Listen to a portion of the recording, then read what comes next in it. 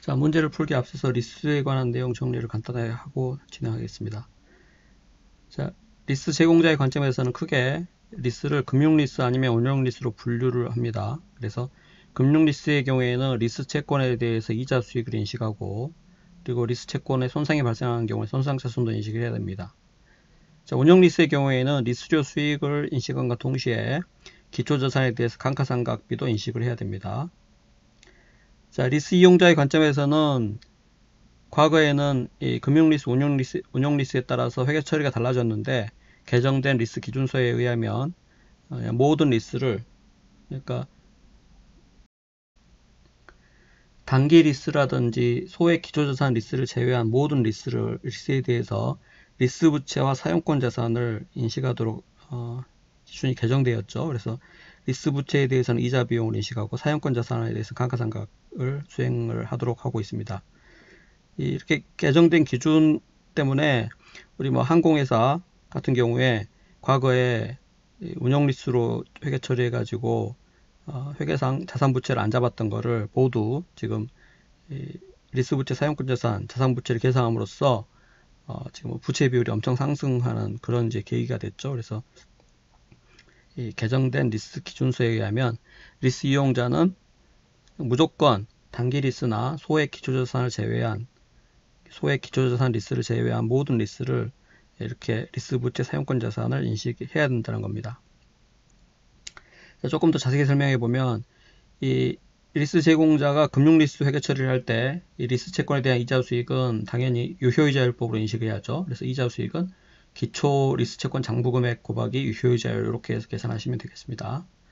자, 그리고 리스 채권에 대한 손상차손은 언제 발생하느냐 하면은 무보증 잔존 가치가 감소될 경우에 발생하죠. 그래서 무보증 잔존 가치 감소액을 내재이자율로 할인한 금액, 그게 이제 리스 채권의 손상차손이 되겠죠.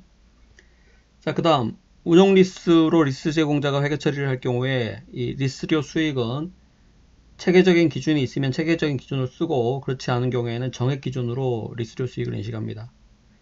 자, 그리고 이 운용 리스의 경우에 기초자산 감가상각을 하는데, 기본적으로 내용연수 기간 동안에 감가상각을 합니까? 아니면 리스 기간 동안 감가상각을 합니까? 당연히 내용연수 기간 동안 감가상각을 하죠. 운용 리스라고 하는 것은 기본적으로 이 기초자산이 리스 제공자의 것으로 보는 거죠. 그래서 리스 기간뿐만 아니라 계속 이 리스 제공자가 그 리스 기초자산을 활용하기 때문에 당연히 이 운용 리스의 경우에는 기초자산을 내용연수 기간 동안에 감가상각을 합니다.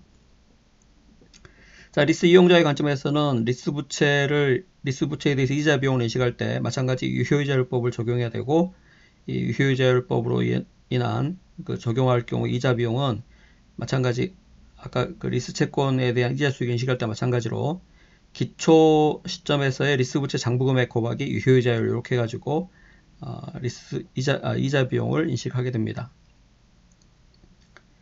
자, 그리고 사용권 자산에 대한 감가상각은 이게 이제 소유권 이전 조건인지 아니면 기초자산 반환 조건인지에 따라서 이 감가상각되는 기간이 달라지죠. 그래서 이 리스 이용자가 이 기초자산에 대한 소유권을 이전받는 조건이면 해당 자산을 계속 사용하기 때문에 당연히 그때는 리스 이용자의 관점에서는 내용연수 기간 동안에 감가상각을 해야 됩니다.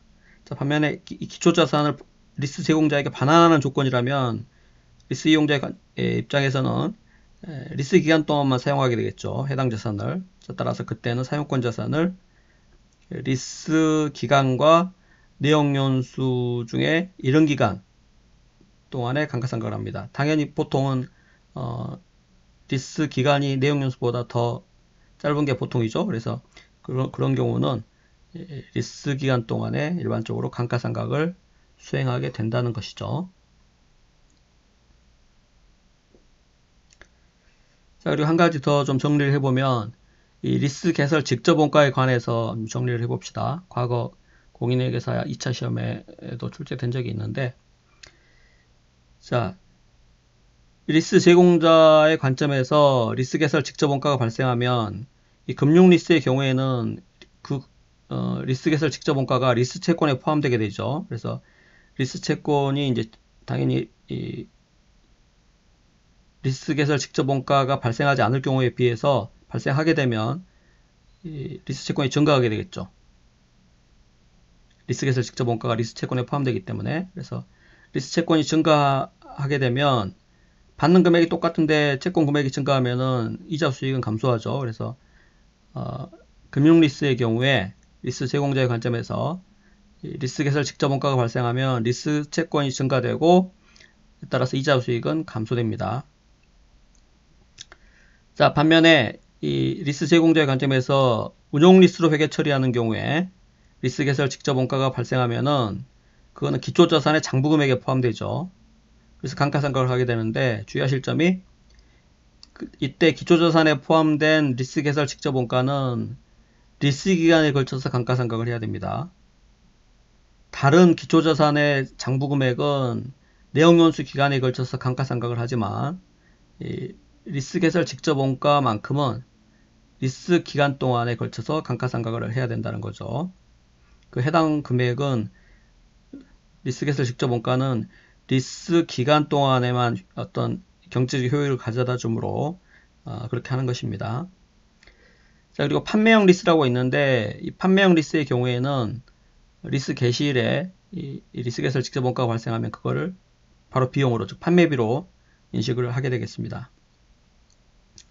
자, 그리고 리스 이용자의 관점에서 리스 개설 직접 원가가 발생하면은 사용권 자산 원가에 포함되죠. 사용권 자산의 원가에 포함돼 가지고 감가상각을 하게 되는데 다른 사용권 자산 금액과 동일하게 처리를 하게 되겠습니다. 그래서 소유권이 리스 이용자에게 이전되는 조건이면은 내역연수 동안에 걸쳐서 감가상각을 하고 또는 기초자산이 반환되는 조건이면은 내역연수하고 리스 기간 중 이른 기간에 걸쳐서 감가상각을 하게 되겠습니다. 그래서 그렇게 이제 기본적인 내용들 좀 정리를 하시면 되겠고, 자, 문제를 한번 보겠습니다.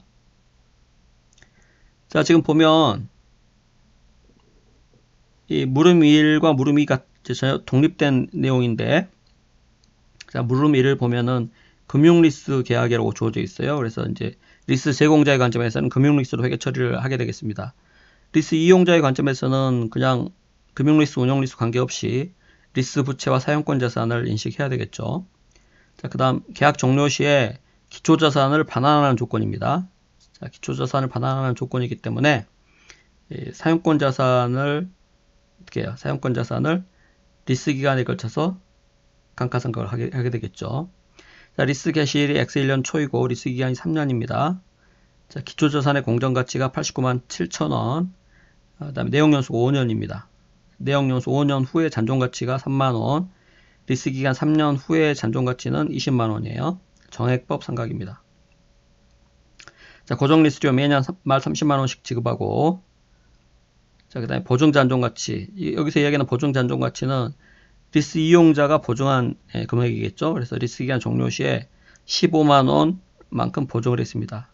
자, 그런데 현재 추정하기로는 리스 기간 종료 시점에서의 추정 잔존가치가 20만원인데 이 보증 잔존가치가 그 금액보다 더 작기 때문에 현재의 예상대로라면 리스 이용자는 리스 기간 종료 시에 어떤 리스 제공자에게 기본적으로 지급할 금액이 없죠. 왜냐하면 추정 잔존가치가 리스 기간 종료 시점 3년 후에 추정 잔존가치가 보정한 잔존가치 15만원보다 더 높기 때문에 보정한 금액을 초과하기 때문에 지급할 금액이 없다는 거예요. 자, 내재이자율 연 10% 주어져 있습니다. 자, 주한국은 리스 계약 체결을 위해서 법률 자문 등 수수료 10만원 지출하였다. 여기서 주한국이 읽어보면은 리스 이용자죠. A 리스 회사가 리스 제공자이고 리스 이용자입니다. 그래서 리스 이용자가 리스 개설 직접 원가 10만원을 지출한 경우죠. 그래서 이제 물음 1, 2, 3 자료를 줬는데, 자, 이와 관련해서 내용 정리를 좀 해보겠습니다. 자, 지금 리스 기간이 3년이에요. 그래서 리스 제공자의 관점에서의 어떤 현금 흐름을 보면 일단 리스 개시일에 기초자산 89만 7천원 공정가치 구입을 했겠죠. 그래서 89만 7천원 현금 유출이 있었을 것입니다. 자, 그 다음에 리스 제공자의 관점에서는 리스 개설 직접 원가가 없어요. 그래서 발생했다면 그것도 지출이 있었을 건데 여기서는 언급 해당 사항이 없기 때문에 마이너스 제로입니다. 이 두 금액을 합해서 리스 순투자라고 보통 하죠. 자, 그 다음 리스료가, 고정 리스료가 매년 말 30만원씩이에요. 리스 기간 3년이기 때문에 3년 동안에 30만원의 유입이 있습니다. 자, 그 다음 기초자산 반환 조건이기 때문에 리스 기간이 끝나면 3년 후에 이 해당 기초자산을 돌려받겠죠. 돌려받으면 어떻게 됩니까? 잔존가치 20만원만큼은 경제적 효익이 유입된다고 볼 수 있겠죠. 그래서 이 기초자산 잔존가치 20만원만큼 이렇게 기초자산을 반환하는 조건이면은 20만원만큼 잔존가치만큼 현금 유입이, 경제적 효익의 유입이 있다고 볼 수 있습니다. 그래서 이런 미래의 현금 유입액을 리스 총 투자라고 하죠. 그래서 리스 총 투자를 내재이자율로 할인한 금액이 리스 순 투자액과 같아야 돼요. 당연히 장사하려면 이게 최초에 투자된 금액하고 미래에 어떤 회수할 금액하고 비교해서 같아야 되는데, 이제 미래의 금액은 현가로 계산해가지고 같아야겠죠. 그래서 이 미래의 금액, 미래의 현금 유입액, 즉 리스 총 투자를 내재이자율로 할인했을 때 금액하고 리스 순 투자액하고는 같아야 장사가 되는 겁니다. 그래서 그게 같아지는 할인율을 내재이자율이라고 정의를 하는 거죠.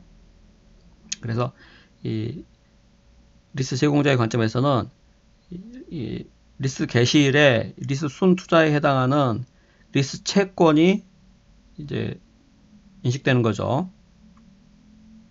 그래서 지금 여기서 괄호 1번에 리스 개시일에 리스 채권 장부금액 요구에 있는데, 리스 회사, 리스 제공자의 관점에서 계산해 보지 않아도 리스 개설 직접 원가, 리스 제공자의 리스 개설 직접 원가가 없기 때문에 리스 순 투자액, 즉 기초자산 공정가치 89만 7천원만큼 리스 채권으로 잡혔을 겁니다. 그래서 리스 채권 장부금액이 89만 7천원이 되겠죠.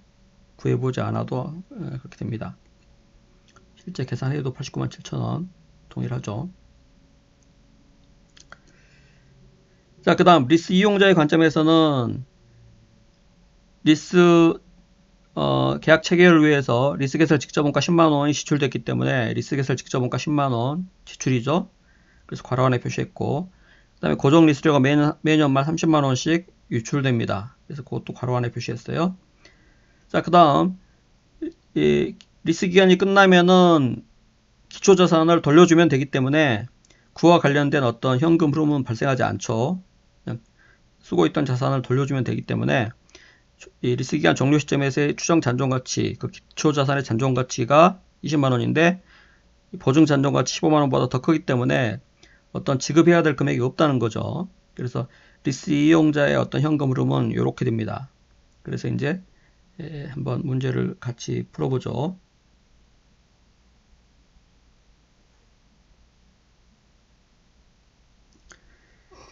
자, 1번은 지금 금융리스로 회계 처리를 하는 경우입니다.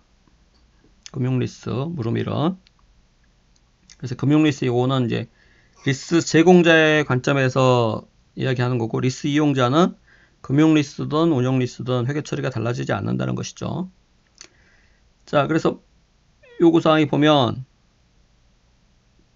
첫 번째 사용자산, 주한국이 리스 이용자죠. 리스 이용자의 관점에서 리스 개시일에 인식할 사용권 자산 장부금액과 리스 부채 장부금액 요구했는데, 이 사용권 자산은 리스 부채에 따라서 달라집니다. 그래서 먼저 리스 부채를 구해야 돼요. 그래서 이제 리스 부채를 먼저 구해보면, 리스 이용자의 관점에서는 미래에 지급해야 될 금액이 이 금액뿐이죠.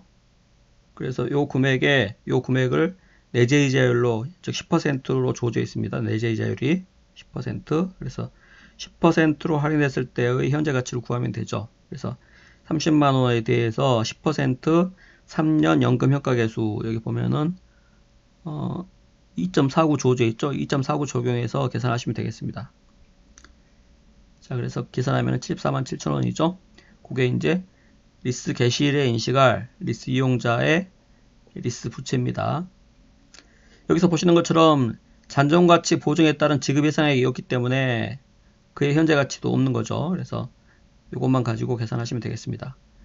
과거 리스 기준에서는 요게 보증 잔존가치의 현재 가치를 리스 부채에 포함시켰어요. 그래서 과거 기준에 의하면 요거 보증 잔존가치 리스 이용자의 보증 잔존가치 15만원을 포함시켜서 계산했는데 개정된 기준에 의하면 이 잔존가치 보증에 따라서 지급할 예상된 금액, 그게 이제 리스료 개념에 포함돼 가지고 그 금액이 리스 부채에 포함되게 됩니다. 그래서 잔존가치 보증 금액 15만원이 여기 포함되는 건 아니라는 거 꼭 주의하셔야 되겠습니다. 자, 그 다음 사용권 자산 금액은 리스 부채에 리스 이용자의 리스 개설 직접 원가를 기계적으로 더하시면 됩니다. 그래서 10만원 더해서 84만 7천원이 사용권 자산 최초 금액이에요. 리스 채권 금액은 아까 말씀드렸고, 이 내재 유지율의 정의에 따라서 리스 총 투자를 내재 유지율로 할인한 금액하고 리스 채권이 똑같아야 됩니다. 그래서 그렇게 구할 수도 있는 거죠.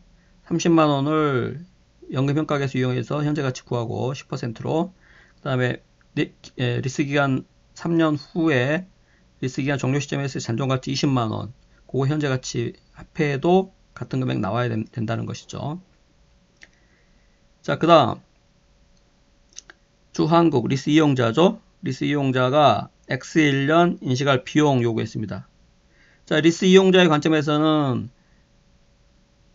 아까 설명드린 것처럼 리스 부채에 대한 이자 비용과 사용권 자산에 대한 감가상각비를 인식을 해야 한다는 것이죠. 그래서 자, 리스 부채에 대한 이자 비용은 기초금액 X1년 초 개시일 금액이 74만 7천원이었죠.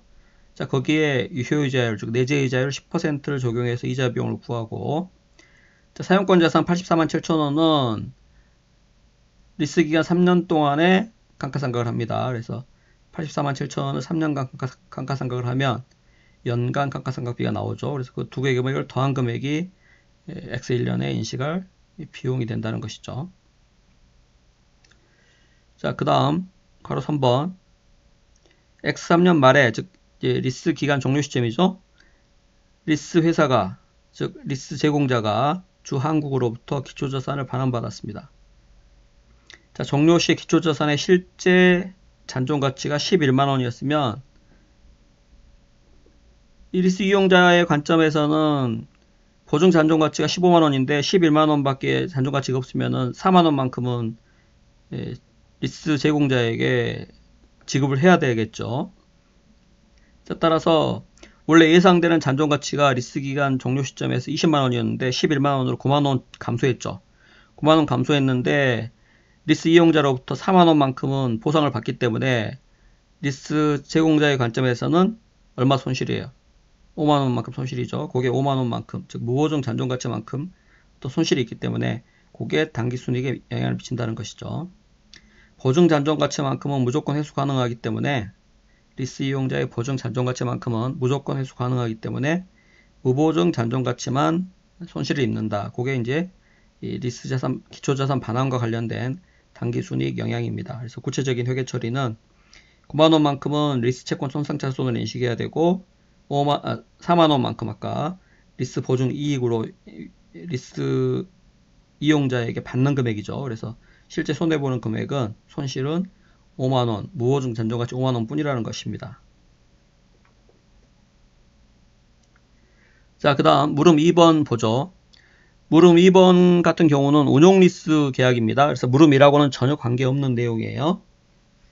자, 리스 개시일 X1년 초, 리스 기간 3년, 이건 동일하죠. 기초자산의 취득원가는 120만원, 내역연수 5년입니다. 추정 잔존가치 없고 상각 정액법 상각이에요. 자, 고정리수료가 쭉 주어져 있는데 동일한 금액이 아니고 X1년 말에는 40만원, X2년 말 30만원, X3년 말 20만원 이렇게 점점 감소하는 구조로 되어 있는 거죠. 자, 리스기간 3년 후 종료 시점에서의 보증 잔존가치는 없고 내재이자율 10%로 주어져 있습니다. 자, 리스 회사가, 그러니까 리스 제공자죠. 여기서 리스 제공자가 인센티브로 리스 이용자에게 현금 3만원을 리스 계약일에 지급했습니다. 리스 인센티브를 3만원만큼 리스 이용자에게 지불한 거죠. 그리고 기초자산 사용으로 생기는 효익이 감소되는 형태를 잘 나타내는 어떤 체계적인 기준이 없습니다. 자, 따라서 이때는 리스료 수익을 정액 기준으로 인식하면 된다는 것이죠. 아까 살펴본 것처럼 운용리스의 경우에 운용 리스의 경우에 리스 제공자의 경우는 리스 제공자는 리스료 수익과 기초자산 감가상각비를 인식하면 되는 것입니다. 리스 이용자는 동일하게 리스 부채에 대한 이자 비용, 사용권 자산 감가상각비를 인식하면 되는 것이고, 자, 그래서 이제 한번 보겠습니다. 자, 가로 1번 주한국 리스 이용자죠. 리스 이용자의 X1년 단기 순이익에 미치는 영향 요구했습니다. 자, 리스 이용자의 관점에서는 이게 금융 리스이든 운용 리스이든 구분하지 않는다는 거죠. 무조건 리스 부채하고 사용권 자산을 인식을 해야 됩니다. 자, 리스 부채는 일단 고정 리스료의 현재 가치, 지금 고정 리스료가 40만원, 30만원, 20만원 이렇게 주어져 있죠. 40만원, 30만원, 20만원. 자, 내재 이자율이 10%이기 때문에 10%로 할인하면 되는데, 자, 1년 후에 40만원은 현재 가치로는 자, 10% 1년 후 현가, 한기간 현가는 0.91이죠. 0.91 적용합니다. 자, 2년 후 30만원은 2기간이니까 0.83 적용해야죠. 3년 후 20만원은 3기간이 경과한 후기 때문에 0.75를 적용합니다. 그래서 이제 그 고정 리스료를 현재 가치, 즉 내재 이자율 10%로 할인해서 현재 가치를 구한 금액이 그렇게 되고, 자, 그 다음에 여기서 리스 이용자의 관점에서는 잔존가치 보증에 따른 지급 예상액이 있으면 그거의 현재 가치도 리스 부채에 포함시켜 줘야 되겠죠. 자, 그런데 여기서 보면 보증 잔존가치가 없기 때문에 리스기간 종료 시에 보증한 잔존가치가 없기 때문에 잔존가치 보증에 따른 지급 예상액도 없습니다. 그래서 이 금액만 그냥 고정 리스료의 현재 가치만 리스 부채가 되겠죠. 그래서 리스 개시일의 리스 부채는 763000이 됩니다. 자, 사용권 자산의 경우에는 리스 부채 76만 3천원에 리스 이용자의 리스 개설 직접 원가를 가산하면 되는데 언급이 없어요. 그래서 제로입니다. 자, 여기서 한 가지 주의하실 점이 있습니다. 이거 매우 중요합니다. 자, 지금 리스 이용자가 리스 제공자로부터 받는 리스 인센티브 3만원은 리스 사용권 자산에서 차감해야 됩니다. 이거 주의해야 돼요. 자, 리스 이용자가 미래에 받을 리스 인센티브가 있다면 이거는 지급할 리스료의 차감 성격이죠. 기본적으로 리스 이용자는 리스를 이용하면서 리스료를 지급해야 되는데 미래에 받을 리스 인센티브가 있으면 그거를 차감한 순액을 가지고 리스료를 인식해서 그걸로 이제 리스 부채를 계산하면 되겠죠. 그래서 미래에 받을 리스 인센티브가 있다면 그거는 리스 부채의 차감 항목입니다. 자, 그런데 리스 개시일이나 그 이전에 이미 받은 인센티브가 있다면 요거는 미래에 지급할 어떤 리스료하고는 아무 관계가 없는 거죠. 이미 받아버렸기 때문에. 자, 따라서 요거는 사용권 자산의 차감 항목입니다. 자, 기본적으로 리스 이용자는 미래에 지급할 리스료의 현재 가치를 리스 부채로 회계 처리를 하고, 그 다음에 리스 개설 직접 원가가 있으면 리스 개설 직접 원가 지출액만큼을 합해서 사용권 자산을 인식합니다. 사용권 자산. 회계 처리를 기본적으로 이렇게 한다는 거죠. 자, 그런데 이러한 상황에서 리스 개시일에 받은 리스 인센티브 3만원이 있으면 당연히 차변에 현금 3만원 회계 처리를 해야 되는데 지급해야 될 리스 부채는 그대로예요. 이거는 정해져 있기 때문에. 자, 따라서 당연히 받은 현금이 있으면 사용권 자산을 감소시킬 수밖에 없다는 것이죠. 자, 그래서 받은 리스 인센티브는 사용권 자산의 차감 항목이라는 거 꼭 주의하셔야 됩니다. 출제 가능성 높아요.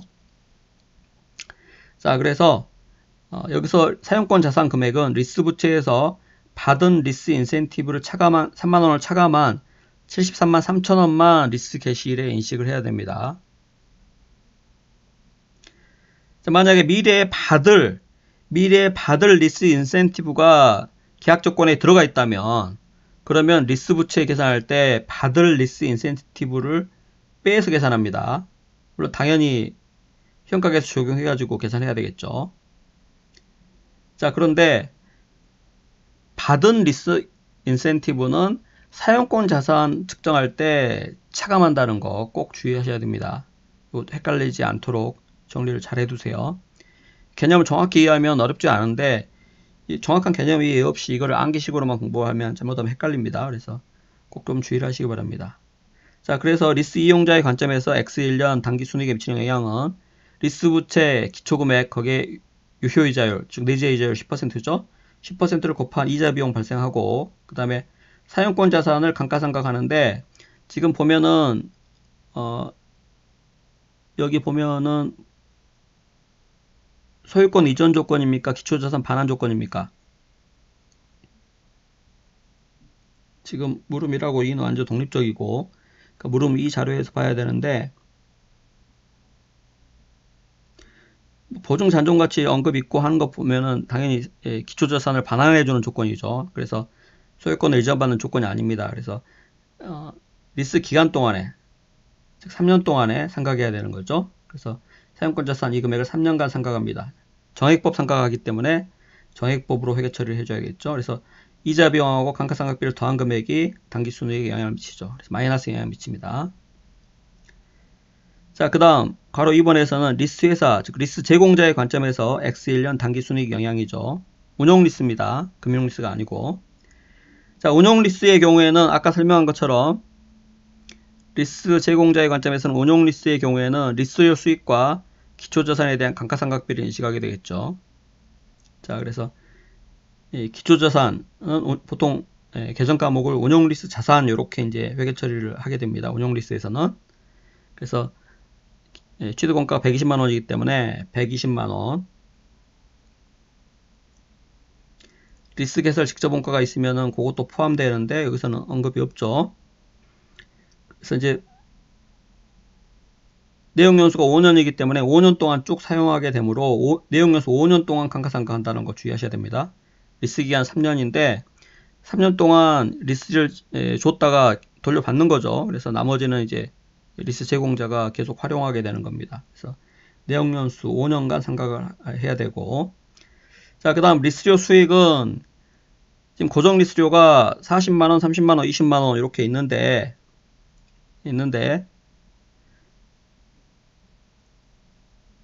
다른 체계적인 기준이 없다고 했기 때문에 정액 기준으로 리스료 수익을 인식해야 됩니다. 다만 여기서 리스 인센티브 3만원을 지급했기 때문에 그거 뺀 나머지 금액, 나머지 리스료 수익을 정액 기준으로 내용은 3년, 리스 기간 3년이기 때문에 3년 동안에 나누어서 리스료 수익을 인식하면 되겠습니다. 그래서 그렇게 하면 되고 감가상각은 5년간 해야 된다는 거죠. 그래서 리스료 수익에서 감가상각비를 뺀 금액이 X1년 당기순이익에 미치는 영향이라고 하는 겁니다. 자, 그리고 X1년 말 운용리스 자산 장부금액 요구했죠. 그래서 기초금액, 즉 취득원가에서 감가상각 누계액 지금 5년 동안 감가상각 해야 되므로 감가상각비가 120만원 나누기 5년 해서 24만원이죠. 그래서 감가상각 누계액 24만원 뺀 나머지 96만원이 X1년 말 운용리스 자산 금액이 되겠습니다.